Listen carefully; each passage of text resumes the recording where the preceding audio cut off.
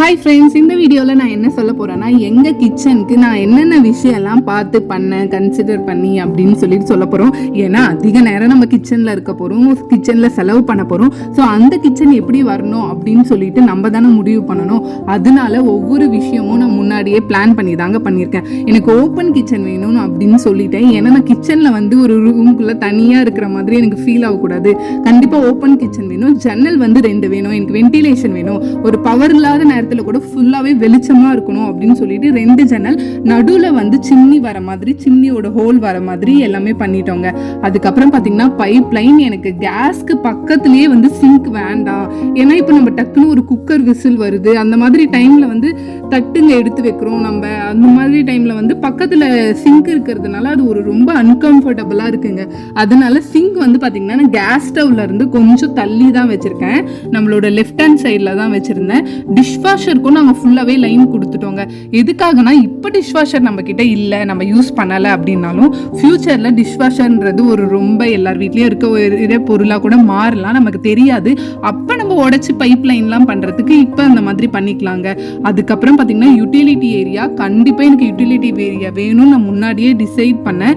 எதுக்காகனா இப்போ நம்ம நிறைய வேஸ்ட் பொருள் வைப்போம், டஸ்ட்பின் வைப்போம், மேட்டு, வீடு துடைக்கிற பொருள், அதுக்கப்புறமா வாஷிங் மிஷின், அதுக்கப்புறம் கறி துணி எல்லாமே கூட நம்ம காய வச்சுக்கிறதுக்கு, அந்த மாதிரி இடத்துக்கு வந்து நமக்கு கண்டிப்பாக யூட்டிலிட்டி ஏரியா வேணுங்க. ஸோ நீங்கள் வீடு பிளான் பண்ணும் போதே ஒரு சின்ன இடமும் பெரிய இடமும் உங்கள் இடத்த பொறுத்து கண்டிப்பாக கிச்சன் பக்கத்தில் கிச்சன் அளவு கூட சின்னது பண்ணிட்டு அந்த யூட்டிலிட்டி ஏரியாவை கொஞ்சம் வச்சிருங்க. அது வச்சுட்டா நமக்கு உண்மையாகவே ரொம்ப யூஸ்ஃபுல்லாக இருக்கும். நம்ம வந்து எப்போ பாரு வீட்டில் கிளம்ஸியாக போட்டு வைக்காம, கிச்சனில் கிளம்ஸியாக வைக்காம, நம்ம நிறைய தேவையில்லாத பொருளை எல்லாமே நம்ம யூட்டிலிட்டி ஏரியாவில் வந்து வச்சுக்கலாங்க.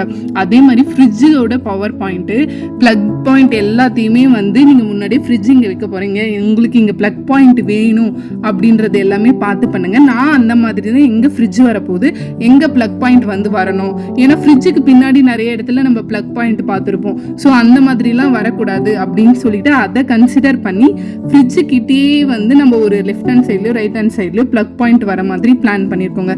ஸோ சென்டரில் வந்து கேஸ் ஸ்டவ் வர மாதிரி, சிம்னி வர மாதிரி, ஸோ 2 பக்கம் ஜன்னல்லேருந்து நமக்கு வென்டிலேஷன் இருக்கிற மாதிரி, ஸோ யூட்டிலிட்டி ஏரியாவிலேருந்து நமக்கு டோரில் வந்து வெளிச்சம் இருக்கிற மாதிரி ஃபுல்லாகவே ஓப்பனாக வெளிச்சம், இப்போ கரண்ட்டே இல்லை லைட்டே இல்லைனா கூட நல்ல காத்தோட்டமாக இருக்கிற மாதிரி தாங்க நம்ம கிச்சனை வந்து பிளான் பண்ணியிருக்கோம். ஸோ கிச்சனோட ஃபைனல் லுக், அதுக்கப்புறமா நம்ம இன்டீரியர் முடிஞ்சப்பறம் கண்டிப்பாக ஒரு டீட்டெயில்டு வீடியோ வந்து நான் அப்டேட் பண்ணுறேன். ஸோ உங்களுக்கு எதனா இன்ஃபர்மேஷன் தேவைப்படுது, உங்களுக்கு எதனா கொஸ்டின் இருக்குது, இல்லை நீங்கள் எதனா டவுட்ஸ் வந்து கேட்குறீங்க அப்படின்னா கண்டிப்பா மறக்காம கமெண்ட்ஸ்ல சொல்லுங்க. இனி வரும் வீடியோக்கள்ல வந்து நான் எங்களோட வீட்டு டீடைல்ஸை கண்டிப்பா அப்டேட் பண்றேன். தேங்க்ஸ் ஃபார் வாட்சிங்.